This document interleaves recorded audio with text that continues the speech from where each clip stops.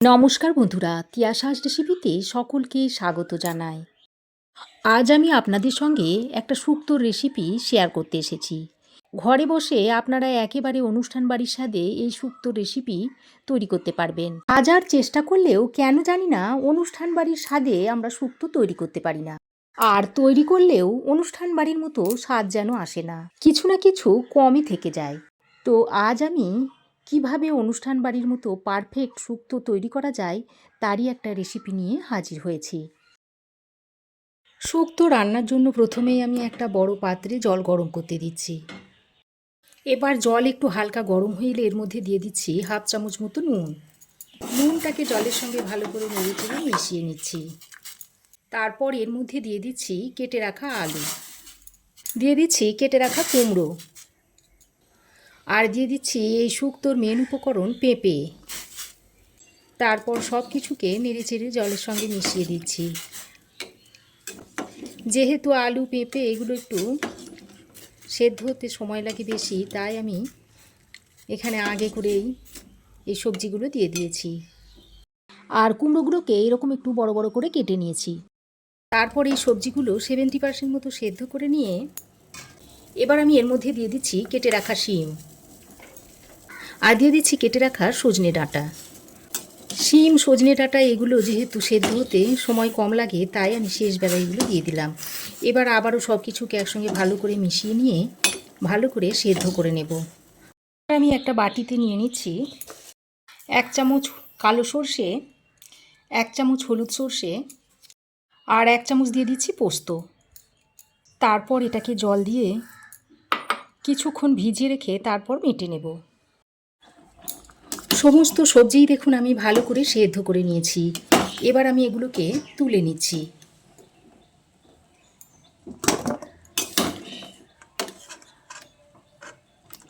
আর তুলে নেবার পর জলটা আমি ফেলবো না, এই জলটাকে পরে আমি রান্নাতে ব্যবহার করব। এবার আমি কড়াই গরম করে দিয়ে দিচ্ছি পরিমাণ মতো তেল। আমি রান্নাটা সর্ষের তেলে করব, তাই সর্ষের তেল দিয়ে দিয়েছি। আপনারা চাইলে সাদা তেলেও রান্নাটা করে নিতে পারেন, তবে সর্ষের তেলে স্বাদটা কিন্তু দুর্দান্ত হয়। এবার তেলটা ভালো করে গরম করে নিয়ে এর মধ্যে দিয়ে দিচ্ছি 1 মুঠো মতো ডালের বড়ি। আপনারা সবাই জানেন যে শুক্তো মানেই ডালের বড়ি, আর ডালের বড়ি না দিলে শুক্তো কিন্তু একেবারেই অসম্পূর্ণ থেকে যায়। তো ডালের বড়িগুলো দিয়ে তেলের সঙ্গে ভালো করে নেড়ে চেড়ে ডালের বড়িগুলো দিয়ে লাল করে ভেজে নিতে হবে। ডালের বড়িগুলোকে আমি তেলের সঙ্গে নেড়ে চেড়ে লালচে করে ভেজে নিয়েছি। এখন এই বড়িগুলোকে তুলে নিচ্ছি। বড়ি ভেজে তুলে নেওয়ার পর এর মধ্যে দিয়ে দিচ্ছি কাঁচা কলা। এবার আমি কাঁচা কলাটা তেলে দিয়ে ভেজে নিচ্ছি। আর কাঁচা কলা কাটার পর জলে ভিজিয়ে রাখবেন, তা না হলে কালো হয়ে যাবে। কাঁচা কলাগুলোকে আমি এরকম রং ধরিয়ে ভেজে নিয়েছি। এবার কাঁচা কলাগুলোকে তুলে নিচ্ছি। তারপর এই তেলের মধ্যে দিয়ে দিচ্ছি উচ্ছে বা করলা। এই করলাগুলোকেও তেলে দিয়ে ভালো করে ভেজে নেব। আর এইভাবে যদি করলা ভেজে নিয়ে শুক্তোতে দেওয়া হয় তাহলে তেতো হয় না, তাহলে শুক্তোটা তেতো হয় না। আর অনুষ্ঠান বাড়িতে এইভাবে করলাটাকে ভেজে নিয়ে শুক্তোতে ব্যবহার করা হয়, তাই অনুষ্ঠান বাড়ির শুক্তো কিন্তু দেখবেন তেতো হয় না। করলা বা উচ্ছেগুলোকে আমি এরকম লাল করে ভেজে নিয়েছি। এবার এগুলোকেও তুলে নিচ্ছি। তারপর সব শেষে দিয়ে দিচ্ছি বেগুনগুলো। এবার বেগুনগুলোকে লালচে করে ভেজে নিতে হবে। তবে বেগুন ভাজার সময় গ্যাসের ফ্লেমটাকে হাইতে রেখে বেগুনগুলোকে ভেজে নেবেন, তাহলে বেগুনে তেলটা কম টানবে। তো দেখুন বেগুনগুলো লালচে করে ভেজে নিয়েছি। এবার এই বেগুনগুলোকে এইভাবে তেলটা ছেঁকে তুলে নিচ্ছি।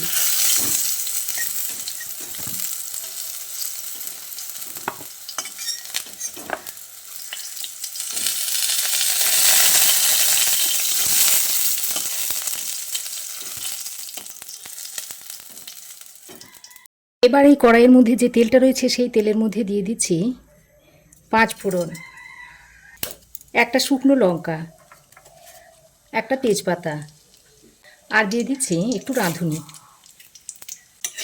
এবার ফোড়নটাকে ভালো করে ভেজে নিচ্ছি। এবার ফোড়নটা ভেজে নিয়ে এর মধ্যে ভাপিয়ে নেওয়া সবজিগুলো দিয়ে দিচ্ছি। তারপর সবজিগুলোকে ফোড়নের সঙ্গে ভালো করে মিশিয়ে নিচ্ছি। ভাপিয়ে নেওয়া সবজিগুলো দিয়ে হালকা করে একটু ভেজে নিয়েছি।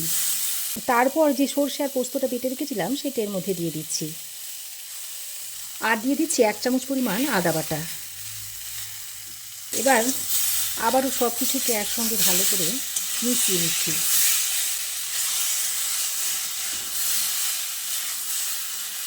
এবার ওই যে সবজি সেদ্ধ করা জলটা ছিল সেটা অল্প করে এখানে দিয়ে দিচ্ছি। তারপর আবারও সব কিছুকে একসঙ্গে ভালো করে কষিয়ে নিচ্ছি।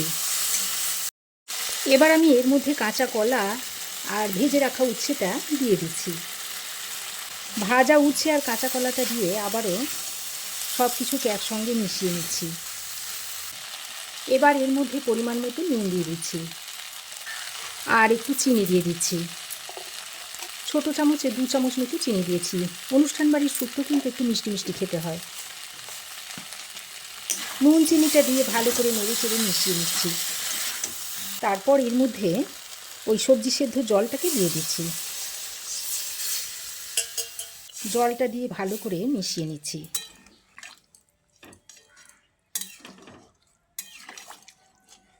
তো ভালো করে নেড়ে চেড়ে মিশিয়ে নিয়ে এবার এটাকে ঢাকা দিয়ে 6-7 মিনিট রান্না করে নিচ্ছি।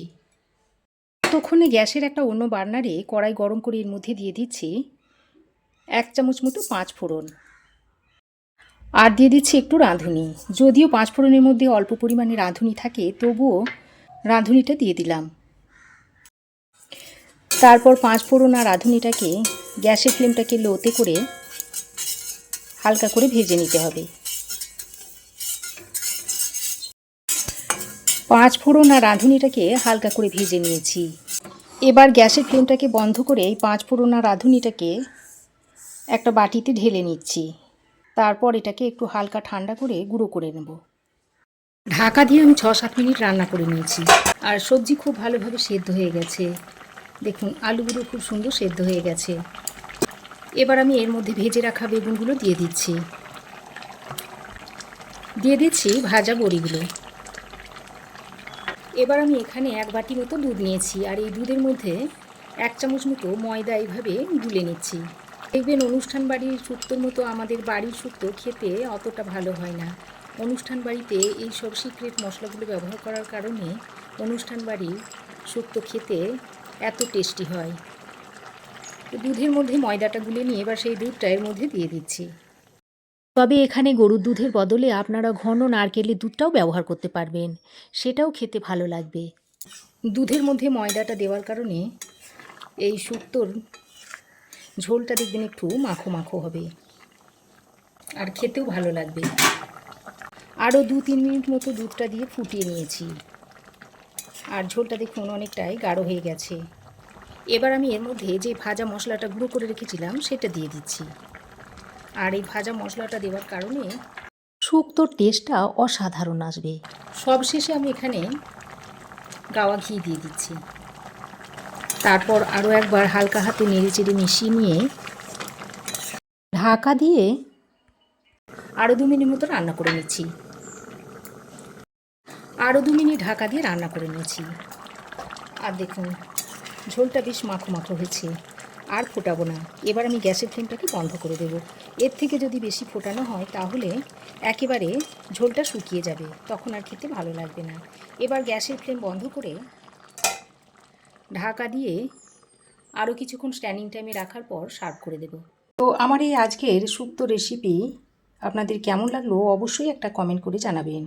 ভালো লাগলে একটা লাইক ও শেয়ার করবেন। পাশে থাকা বেল আইকনটাও অবশ্যই প্রেস করে দেবেন।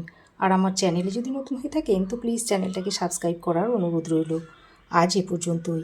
আবার দেখা হবে নতুন কোনো রেসিপি নিয়ে নেক্সট এপিসোডে। সেই পর্যন্ত ভালো থাকবেন, সুস্থ থাকবেন। ধন্যবাদ।